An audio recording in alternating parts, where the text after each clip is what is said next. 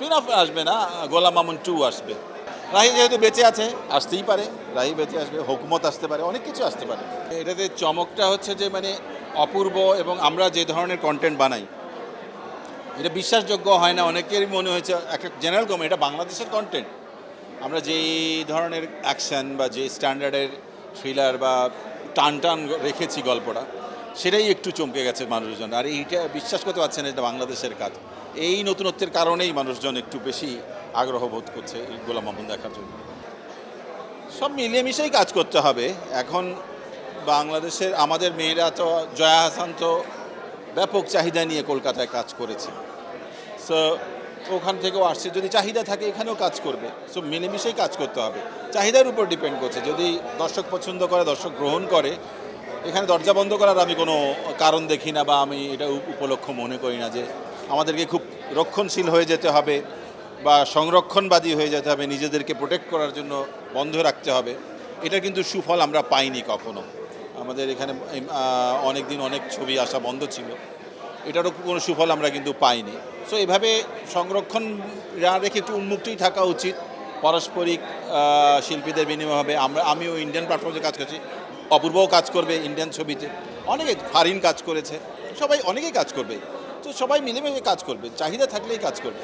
বঞ্চিত হচ্ছে মানে এটা তো অধিকারের প্রশ্ন না, ব্যাপারটা অধিকারের বিষয় না। আমার যে আমি দেশে আছি দেখে আমাকে কাজ দিতে হবে। দেশে তো দেশে অনেক 100 জন মেয়ে নায়িকা থাকলে আমি কাজ করতে পারি 1-2 জনকে নিয়ে। তো বাকি 98 যদি বলে আমি বঞ্চিত হচ্ছি, এই বঞ্চিত হওয়া এই কথাটাই ঠিক না। আপনার প্রয়োজন মনে হচ্ছে গল্পের জন্য, যেভাবে কাস্টিং প্রয়োজন মনে হয়, প্রযোজক যা মনে করেন, পরিচালক যা মনে করেন যে এইটাই আমার জন্য দরকার, সেভাবে কাস্টিং হচ্ছে। অন্যদের বঞ্চনার কিছু নেই। আপনি যদি অন্যদের কারোর নাও নিত, ইন্ডিয়ার কাউকে, আপনি যে কাস্টিং পেতেন তার কোনো নিশ্চয়তা নেই। তো আপনি এখানে বঞ্চনার কিছু নেই। যদি বাংলাদেশে 50 জন থাকলে আচ্ছা তো 2 জন কাজ করছে, 48 জন যদি বলে বঞ্চিত হচ্ছে, এটা কোনো কথাই হলো না। এইভাবে ফিল্ম ইন্ডাস্ট্রি চলে না, কাস্টিং হয় না। স্পিন অফ আসবে না, গোলাম মামুন 2 আসবে। রাহি যেহেতু বেঁচে আছে, আসতেই পারে, রাহি বেঁচে আসবে, হুকুমত আসতে পারে, অনেক কিছু আসতে পারে, আসবে। অপেক্ষা করুন দ্বিতীয় পর্বের জন্য।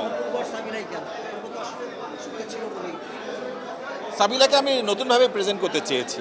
সাবিলার এখন এতদিন যারা দেখেছেন তারা বুঝতে পারছেন অপূর্ব সারিলা জুটি বলে কিছু নেই। সাবিলা তার ভিন্ন একটা চরিত্রের জন্য এসেছে। তো সাবিলা চরিত্রের প্রয়োজনে এসেছে, আমরা একটু ভিন্ন আঙ্গিকে সাবিলাকে দেখাতে চেয়েছি, সেই কারণে সাবিলা কাজ করে, এবং সাবিলা দর্শকের মন জয় করেছে। আমি আগামী বছর সিনেমা নিয়ে আসবো, আশা করি ইনশাল্লাহ।